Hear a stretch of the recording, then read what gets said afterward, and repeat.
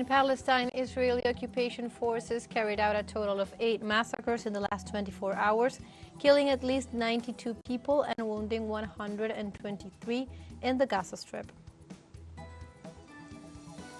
At least 8 people were killed in Brazil by the heavy rains and floods that have hit the Rio de Janeiro region since last Wednesday night.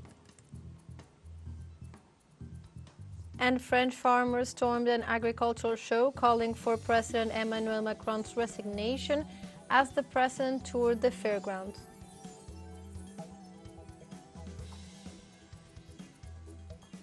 Hello and welcome to From the South.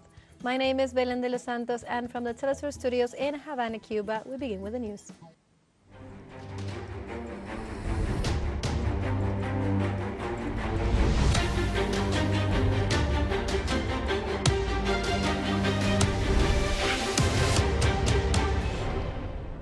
In Palestine, Israeli occupation forces carried out a total of 8 massacres in the last 24 hours, killing at least 92 people and wounding 123 others in the Gaza Strip.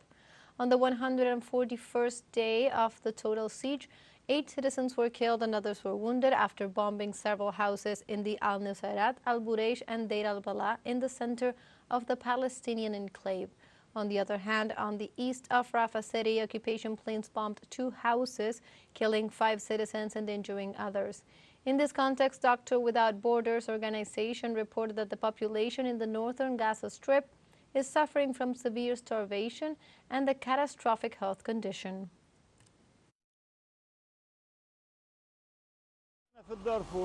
I was at my apartment and I heard a loud explosion. I came down and all I could see was darkness. I found martyrs, a lot of people on site, and ambulances. I must say that there's no safe place in the entire Gaza Strip. We are all targeted whenever we are. Meanwhile, internally displaced people in the Al-Mawasi area, west of the Gaza's Rafah city, complain about the cold and hunger that are making citizens' lives miserable and unbearable. We are in the 5th month. We keep moving from place to place. Whenever the Jews instruct us to go, we go. Now they are saying they want to enter Rafah. So why did they ask us to head to Rafah if they want to occupy it? Where could we possibly go with our children?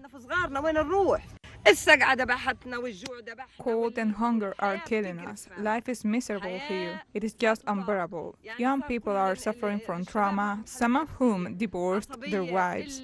Some of them beat their children due to psychological pressure, and many women began to get divorced here in Rafah. We are trying to figure out how we will survive during Ramadan. We are tired of eating canned food. Vegetables, sugar, and oil are expensive. We can afford them. We can't afford anything. We stay in Palestine, where women released by the Israeli occupation forces denounce being victims of mistreatment and physical abuse in the jails of the Zionist entity. Physical and verbal harassment was consistent for over 51 days of detention, and they also said that they were forced to strip naked for daily inspections that they described as humiliating. Moreover, they endured continuous interrogation lasting up to 12 hours, blindfolded and sometimes handcuffed by hands and feet. Meanwhile, they remained exposed to weather conditions without any adequate protection. The relatives of Palestinian arbitrarily detained people by Israel since October 7th claim to have had no news of them. Defense associations for Palestinian prisoners claim that Palestinian detained people have no access to visit from their relatives or representatives of the International Red Cross who could provide information on their health. Human rights associations warn that since the beginning of the Israeli siege against Gaza, Palestinian living conditions have deteriorated as violence and arbitrary arrests have increased. According to this association, since October 7th, the number of detainees increased from 5,200 to 9,000.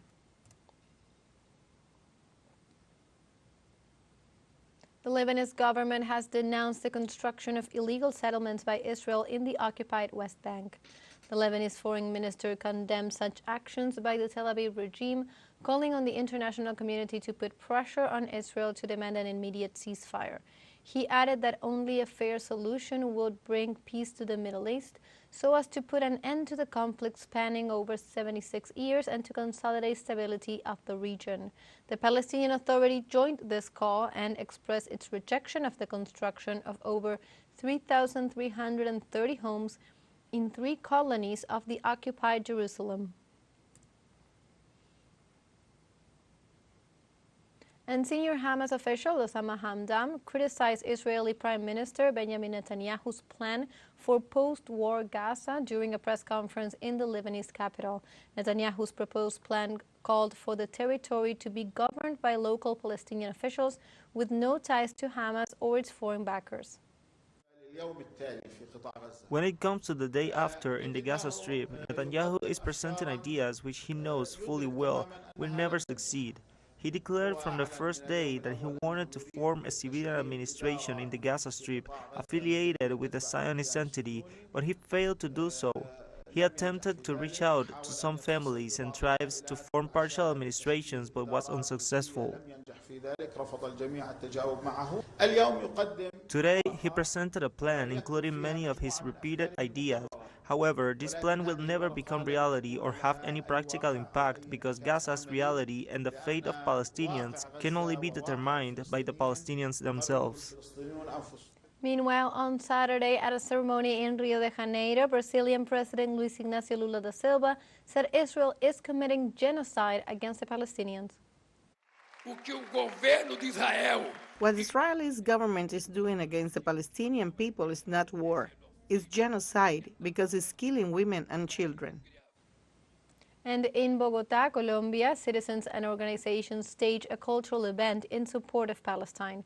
The Bolivar Square was the scene where hundreds of citizens and organizations rallied united for the cause of the Palestinian people.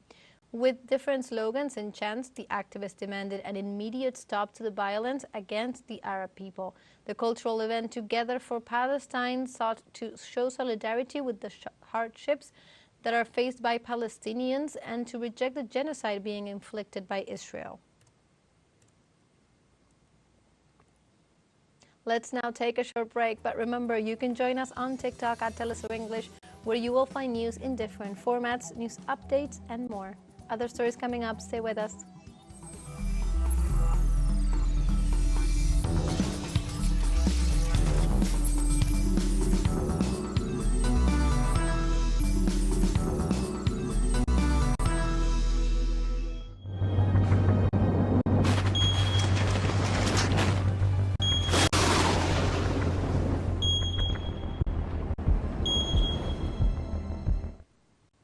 Welcome back from the south. At least 8 people were killed in Brazil by the heavy rains and floods that have hit the Rio de Janeiro region since last Wednesday night. Local authorities revealed that the fatal victims were reported in several municipalities in the state of Rio de Janeiro. Officials said that several areas in the region have been affected by landslides and floods, and that around 1,200 troops are involved in the civil defense work to protect the population and respond to emergencies. Peruvian civil defense authorities reported more than 4,000 people affected so far this year by the intensive rains in the country. Officials indicated that more than 3,000 affected people were reported in January, while so far near 1,000 has been registered in February. Members of the National Emergency Operations Center informed that there have also been over 1,000 emergencies related to different weather situations. The departments of Ayacucho, Cajamarca, and Apurimac are among the most affected. In Chile, the death toll from recent wildfires has risen to 134, while another 5 people are still missing. Regional Ministerial Justice and Human Rights Secretary Paula Gutierrez said that at least 29 people were admitted to hospitals with burns who remain in critical conditions. Meanwhile, the coroner's office said that they had identified 124 out of the recovered 134 corpses. Authorities reported the fire has affected over 10,000 hectares of rural and urban areas in Viña del Mar, damaging thousands of houses as well as the National Botanical Garden.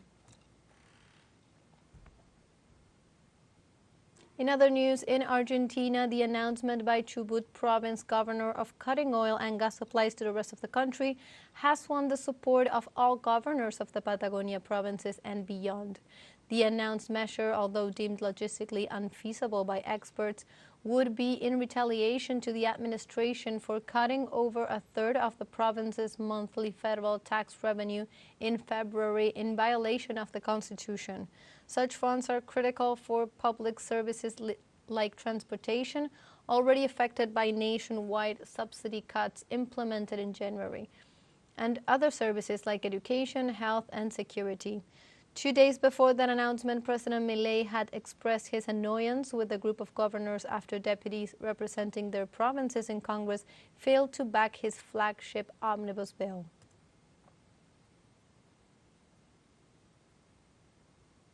And on Friday in Venezuela, President Nicolas Maduro met with Turkish Foreign Minister Hakan Fidan, aimed at expanding and strengthening cooperation through 40 bilateral agreements.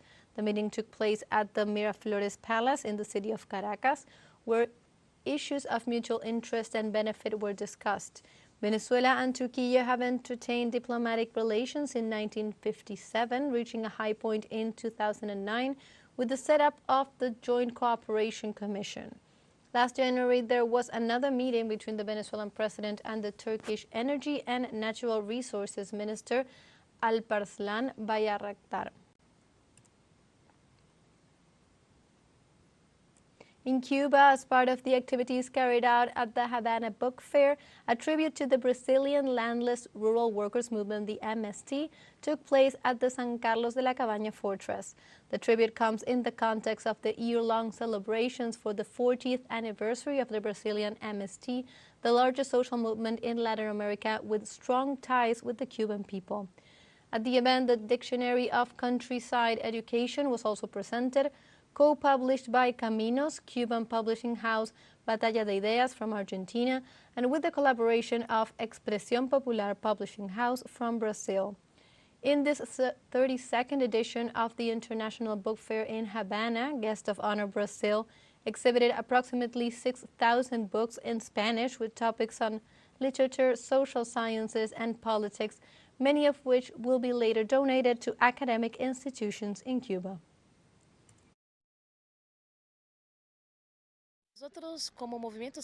We as whole movements, as the Peasant Movement of Brazil, are participating in this 32nd International Book Fair, which is even honoring our country, Brazil, because among other works of the landless movement, we have publishing house called Popular Expressions, which is celebrating its 25th anniversary this year, and we are participating with our publishing house here in the International Book Fair, with a selection of our 700 books catalogs at the Brazilian stand and also at the stand of Caminos Publishing House.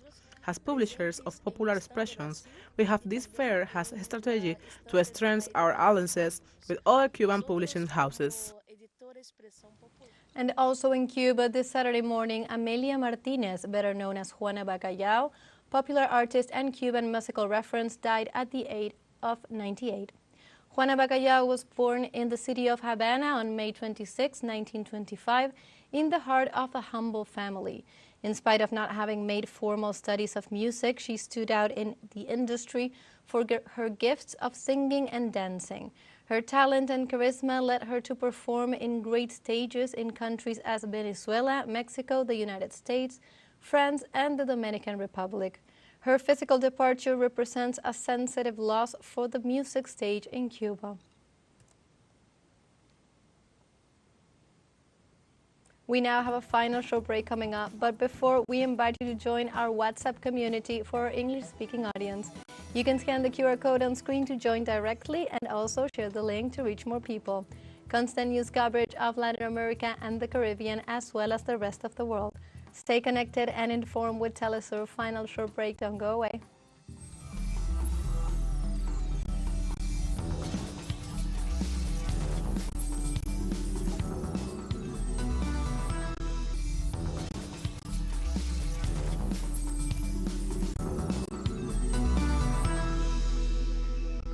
Welcome back to From the South.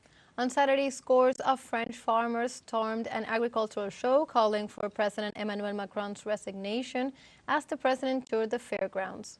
On Friday, the farmers demonstrated in front of the agricultural show where some camped overnight.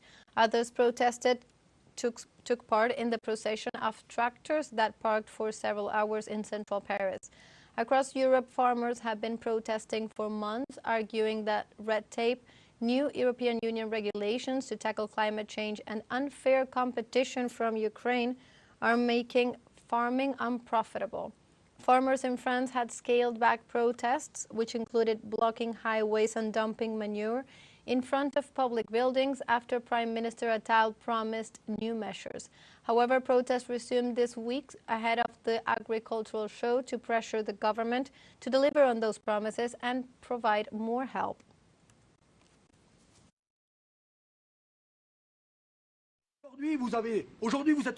Today you're fine, tomorrow you're dead. Farming is like that. Why? The ups and downs of climate. Everyone is suffering through it. Avian flu, falling prices. There is always something, and therefore this is a measure you must implement immediately.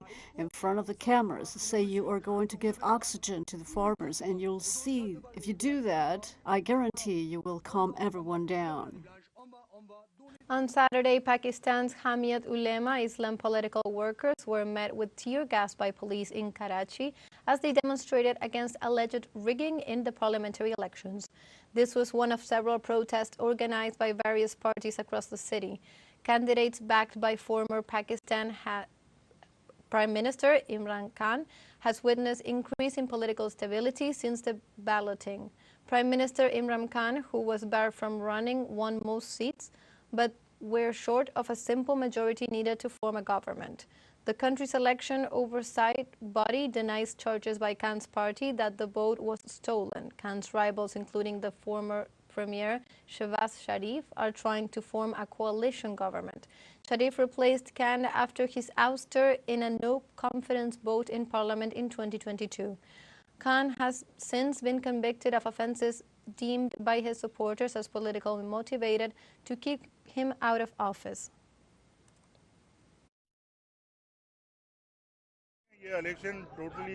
These elections were completely rigged. They were the worst in Pakistan's history. Our mandate has been stolen. We are protesting to get back our mandate. We demand that these elections be declared void and be organized again. United Nations Refugee Agency reports about the deteriorating humanitarian situations for civilians in the eastern region of Democratic Republic of the Congo due to continued attacks by armed groups. According to the agency, over 144,000 people have been displaced from the city of Goma, one of the most affected in the province of North Kivu, by the resurgence of the fighting in Urbe-de-Sac.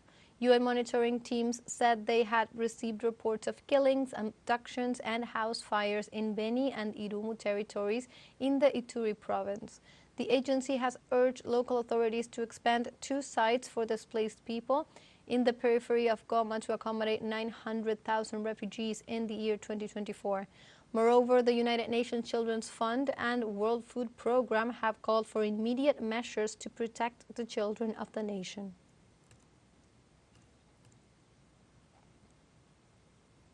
United Nations said that the living conditions of the population in Chad are deteriorating as a result of climate change. The UN Office for the Coordination of Humanitarian Affairs warned that the worsening food security and nutrition situation in the African nation was due to climate change, which is causing food and fuel prices to rise. The UN agency announced it has included Chad in the list of nations benefiting from the Central Emergency Response Fund. In other news, the Russian government confirmed the capture of some 200 Ukrainian servicemen during the operation to liberate Avdiivka city. During a visit of the Russian Defense Minister Sergei Shoigu, the forces in charge of the operation confirmed the capture of 200 Ukrainian soldiers. The Russian army assured that during Kiev's forces' retreat, they left over 800 missing servicemen, so further captures are expected in the coming days.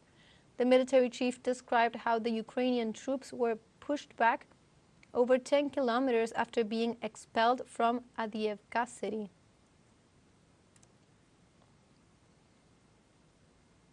The Chinese government urged Japan to respond to the international community's concern over the release of polluted water into the sea. The Chinese Nuclear Safety Administration said that there are problems with the legitimacy of the dumping at the sea, the reliability of the Japanese purification system, and its monitoring plan. Therefore, it proposed several strategies to follow up on these waters. Foreign Ministry spokeswoman Mao Ning said that the Nuclear Safety Administration's proposals are aimed at protecting food safety, the maritime environment, and human health. And like this, we have come to the end of this news brief. You can find these and many other stories on our website at telesurenglish.net. And also join us on social media. We are on Facebook, X, Instagram, Telegram, and TikTok. For TeleSUR English, my name is Belén de los Santos. Thank you for watching.